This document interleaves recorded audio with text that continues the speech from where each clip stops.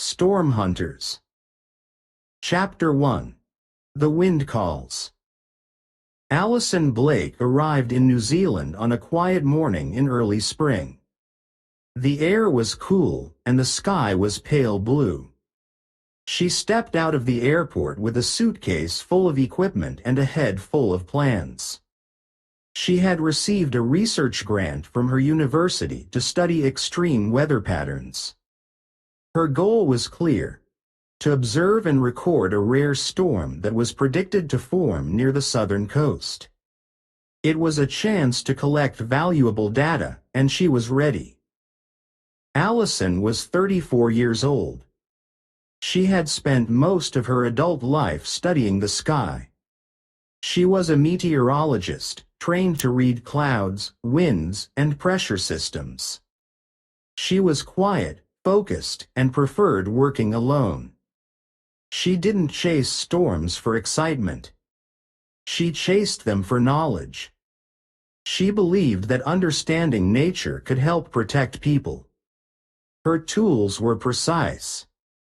She used satellite maps, wind sensors, and temperature trackers.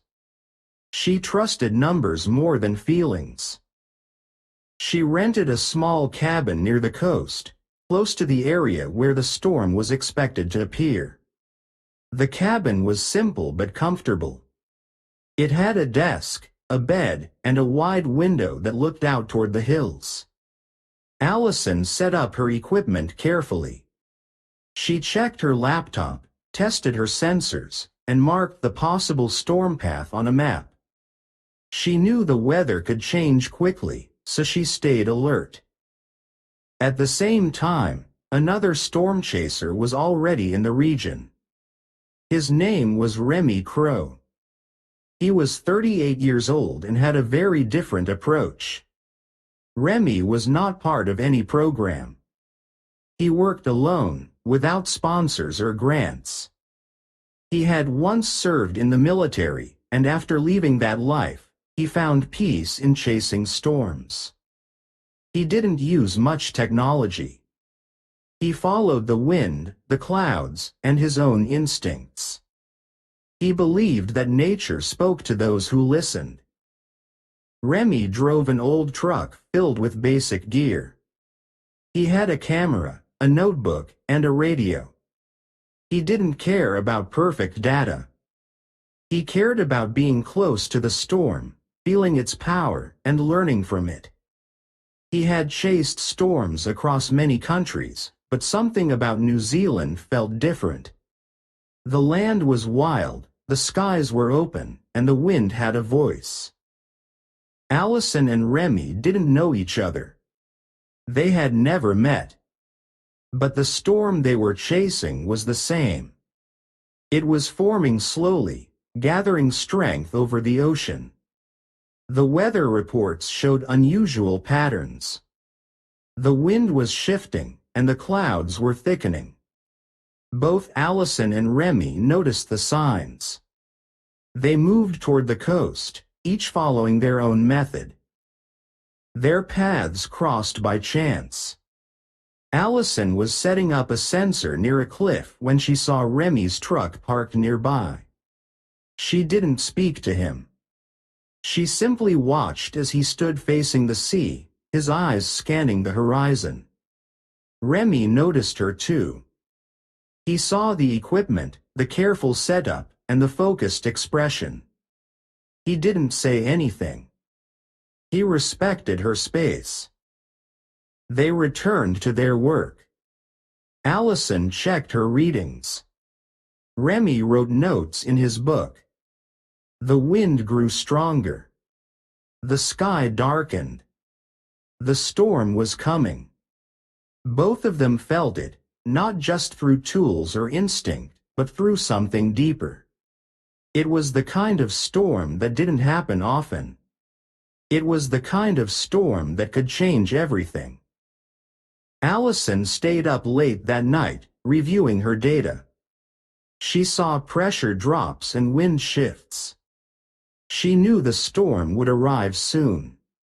Remy camped near the cliffs, listening to the wind and watching the stars disappear behind thick clouds. They were strangers, but they were connected by the same goal. They were both storm hunters, drawn to the edge of nature's power. The wind called to them, and they answered. Chapter 2. Rivals Under the Sky. The storm grew stronger with each passing day. The wind changed direction more often, and the clouds moved faster across the sky. Allison Blake spent long hours studying satellite images and pressure maps. She marked new coordinates on her digital map and adjusted her equipment. Her goal was to stay ahead of the storm, to understand its movement before it arrived. She trusted her data and her training. She believed that careful planning would lead her to the center of the storm safely. Remy Crow, on the other hand, followed the sky with his eyes and the land with his feet. He didn't use computers or sensors. He watched the birds, the trees, and the way the air felt on his skin. He had chased storms for years and believed that nature gave signs to those who paid attention. He drove his truck along narrow roads and stopped at high points to look at the horizon. He made notes in a small notebook and listened to the wind through the open window. They began to notice each other more often. Allison saw Remy's truck parked near her observation points. Remy saw Allison setting up her instruments with care and precision. They didn't speak, but the tension between them was clear. Allison thought Remy was careless. He didn't wear proper safety gear, and he often stood too close to dangerous areas. Remy thought Allison was too slow. She spent too much time checking numbers and not enough time feeling the storm. Each of them wanted to be the first to reach the core. They wanted to see the heart of the storm, to record it, to understand it. But the storm didn't follow rules. It changed direction without warning. It moved faster than expected. It seemed to test them, to challenge their methods. Allison adjusted her predictions again and again. Remy changed his route based on instinct. They both took risks. Allison drove into remote areas, where roads were narrow and signals were weak. She climbed hills to place sensors and waited for readings. She knew the storm was close, but she didn't know exactly where it would strike. Remy entered valleys and open fields, watching the sky and listening to the wind. He felt the storm coming, not through machines, but through his body. One afternoon, they both arrived at the same ridge. The sky was dark, and the wind was strong. Allison set up her camera and checked her readings. Remy stood nearby, watching the clouds. They didn't speak, but they both knew the storm was near. Lightning flashed in the distance, and the air smelled like rain. They stayed in place, waiting. The storm shifted again.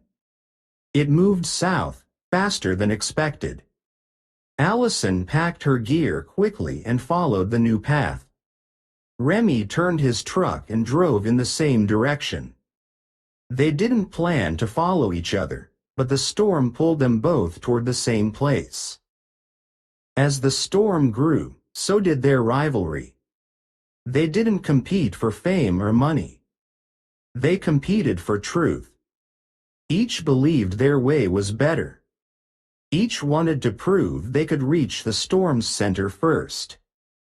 But the storm didn't care. It moved with power and mystery, ignoring their plans. Allison felt pressure to succeed. Her university expected results. Her team waited for her reports. She wanted to show that science could predict even the wildest weather. Remy felt something deeper. He wanted to understand the storm, not control it. He believed that storms were alive, and that chasing them was a way to learn about life itself. They continued to follow the storm, moving into more dangerous zones. The roads became muddy. The wind became stronger. Trees bent under the pressure. Rain began to fall in heavy sheets. Allison checked her equipment again. Remy tightened his jacket and kept driving. They were rivals under the sky. Two different minds, two different hearts, chasing the same force. The storm didn't choose sides. It simply moved forward, wild and free. And both Allison and Remy followed, knowing that the real test was not just the storm, but what it would reveal about themselves. Chapter 3. Deeper into the storm. The storm grew stronger with every hour. The sky turned dark, and the wind began to howl across the hills. The air felt heavy, and the clouds moved fast, like waves rolling through the sky. Allison Blake watched her instruments closely. The pressure dropped quickly, and the temperature changed in strange patterns. She knew the storm was close. She had studied storms for years, but this one felt different. It was bigger, faster, and more unpredictable than she had expected. Allison drove to a high point near the coast. She believed the center of the storm would pass through that area. She placed her equipment carefully. She set up wind sensors, rain gauges, and a small camera to record the sky. She checked everything twice. Her plan was to stay for a few hours, collect data, and leave before the storm became too dangerous. She wore her safety gear and kept her radio on. She felt nervous but focused. Remy Crow was not far away. He had chosen a different location, a wide open field near the edge of a forest. He didn't use maps or machines. He had watched the birds fly low and the trees bend in the wind. He felt the storm in his bones. He believed the center would pass through the field. He parked his truck and stood outside, looking at the sky. He didn't wear a helmet or a vest. He trusted his instincts more than any tool.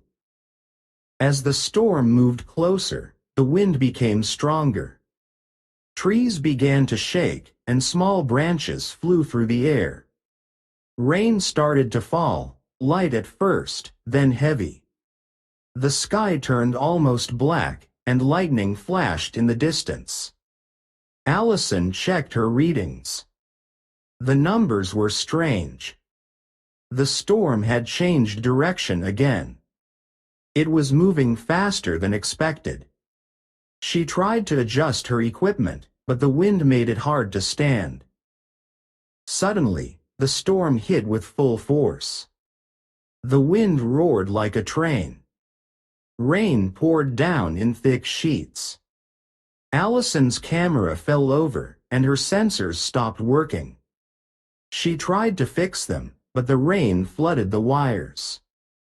Her radio lost signal. She was alone, surrounded by noise and water. Her hands shook, and her heart raced. She knew she had to leave, but the road was already covered in mud and broken branches. Remy saw the storm hit from his position. He felt the ground shake and saw trees snap in half. He knew it was dangerous, but he also knew someone else was nearby. He remembered seeing Allison earlier that day. He started his truck and drove toward the hill. The road was slippery, and the wind pushed against the vehicle. He kept going, watching for signs of trouble. He found Allison near her broken equipment. She was trying to carry her gear, but the wind was too strong. Remy stopped the truck and helped her load the most important items. He didn't speak. He just moved quickly and calmly. Allison looked at him with surprise. She had always seen him as a rival, someone who didn't care about safety or science. But now, he was helping her without question. They drove away from the storm together. The road was rough, and the rain made it hard to see. But they reached a safe area near a small shelter. They waited there until the storm passed. The wind slowed, and the rain became light again. The sky began to clear, and the pressure returned to normal. Allison looked at her damaged equipment. Most of the data was lost. But something more important had happened. She had seen Remy not as a competitor, but as a person. He had risked his safety to help her. He had acted with kindness and courage. She began to understand that chasing storms was not just about science or instinct.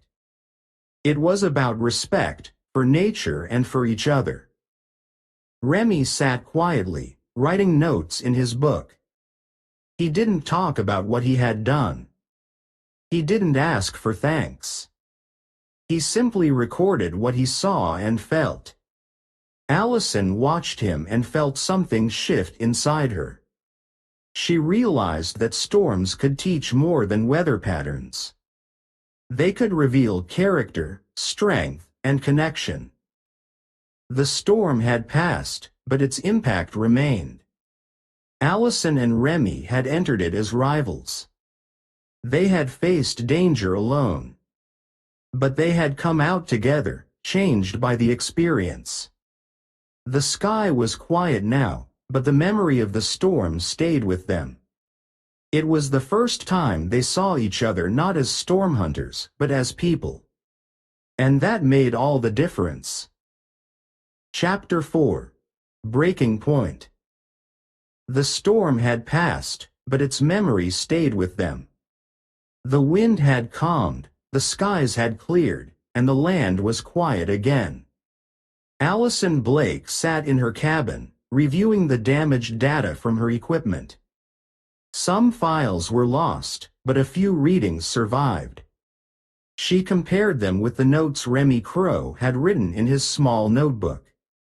His observations were simple but accurate.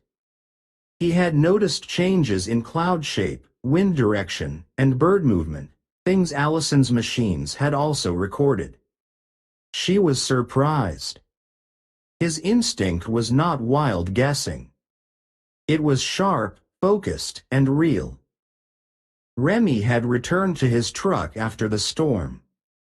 He cleaned his gear, dried his clothes, and wrote down everything he remembered. He didn't care about numbers or graphs, but he respected what Allison had done. Her tools had warned her of danger. Her planning had saved her life. He understood now that science had its own kind of strength. It didn't replace instinct, but it added something important. He saw her not just as a scientist, but as someone who listened to the sky in her own way. They met briefly to exchange notes. It was quiet, respectful, and without words. They didn't need to explain. They both knew the storm had taught them something. But before they could rest, new warnings appeared. A second storm was forming over the ocean. It was larger, faster, and more unstable than the last one. The Weather Service called it a rare system, possibly the strongest of the season. Allison and Remy both felt it. This was the one they had waited for. The perfect storm.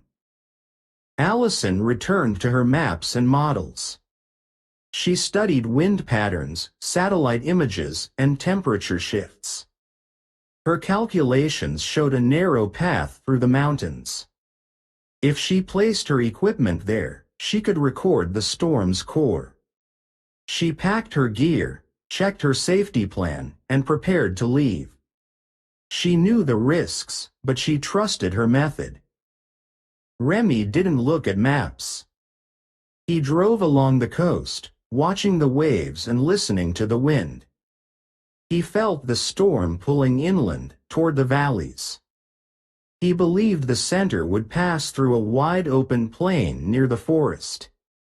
He packed his camera, his notebook, and a few supplies. He didn't wear a helmet. He didn't carry a radio. He trusted his senses. They didn't speak before leaving. They didn't agree on the path. They had learned to respect each other, but they still followed different roads. Allison believed in her data. Remy believed in his gut.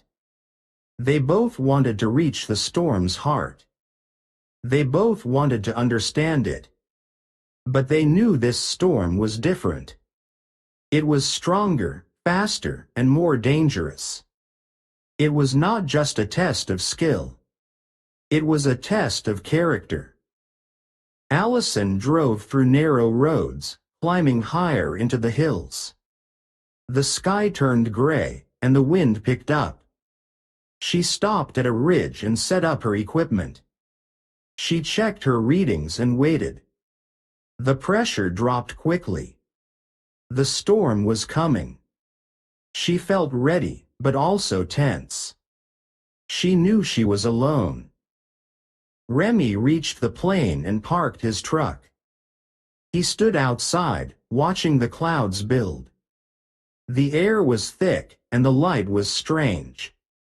He felt the storm in his chest. It was close. He wrote a few notes, then sat quietly.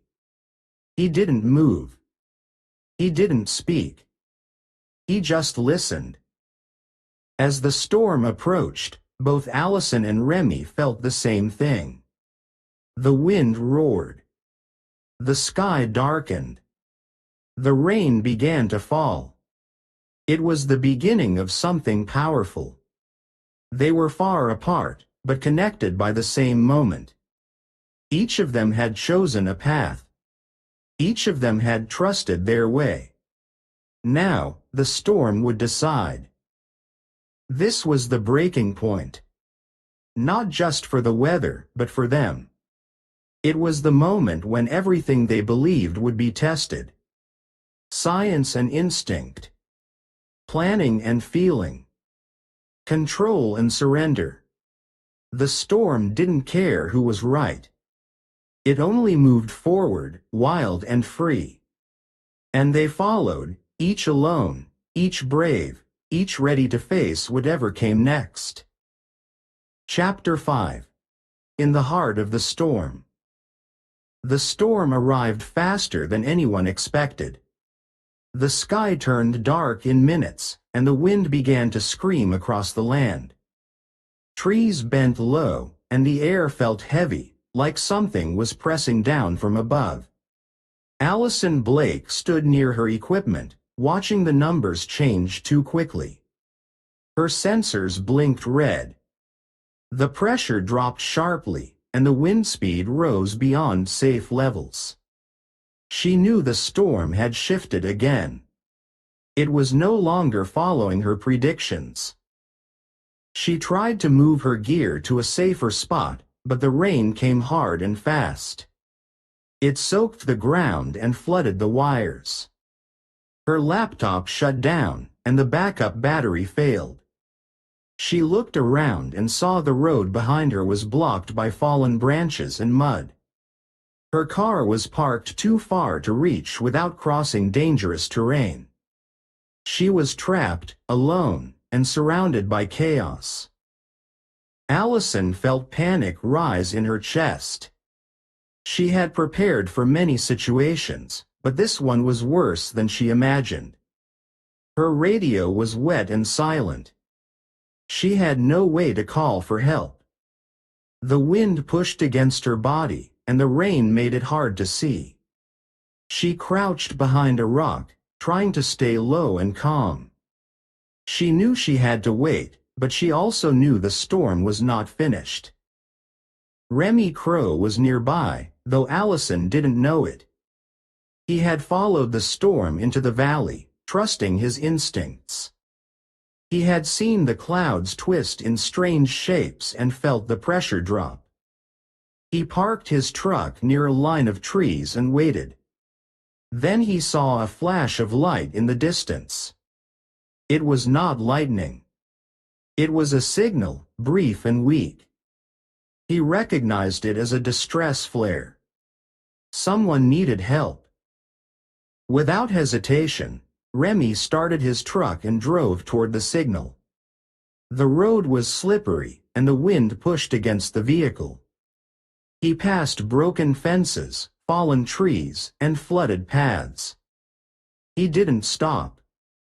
He knew someone was out there, and he had a feeling it was Allison. He remembered her careful setup and her quiet focus. He knew she wouldn't leave her post easily. He reached the ridge and saw her crouched near the rock. Her gear was scattered, and her face was pale. He jumped out and helped her stand. She was cold and shaking, but still alert. Together, they moved quickly, grabbing what they could and heading toward the truck. The wind made it hard to walk, and the rain stung their skin. But they didn't stop. They worked as a team, without words, just action. Inside the truck, Remy turned the heater on and gave Allison a dry blanket. She didn't speak, but her eyes showed relief. They drove slowly through the storm, avoiding deep water and broken roads. After an hour, they reached a small shelter used by hikers. It was empty and dry. They stayed there until the storm passed. Outside, the land was changed. Trees were broken, roads were washed out, and power lines were down. The storm had left destruction, but they had survived. Allison checked her equipment. Most of the data was gone. Remy's notebook was wet, but some pages were still readable. They didn't have perfect records, but they had something more important: experience. Allison looked at Remy and saw him differently now. He was not just a man who chased storms. He was someone who understood danger and acted with courage. Remy looked at Allison and saw her strength. She had stayed calm, even when everything failed. They had faced the heart of the storm together, and it had changed them. They didn't speak much that night. They didn't need to. The storm had spoken for them. It had tested their limits, broken their plans, and forced them to trust each other. They had entered it alone, but they had come out together. The data was incomplete, but the lesson was clear. Storms are not just about wind and rain. They are about choices, risks, and connection. Allison and Remy had found something deeper than numbers. They had found respect, and maybe even something close to friendship. The storm had passed, but its memory stayed. And in that memory, they found something priceless. Chapter 6. After the Thunder. A month had passed since the storm. The land was still healing. Fallen trees had been cleared, roads were repaired, and the skies above New Zealand were calm again. But for Allison Blake and Remy Crow, the storm had left something deeper than broken branches and flooded paths. It had changed how they saw each other and how they saw themselves. Allison returned to her university office with a quiet sense of pride. Her equipment had been damaged, and much of her data was lost, but her experience was more valuable than any chart. She began writing a paper about the storm, not just about its power, but about what it revealed.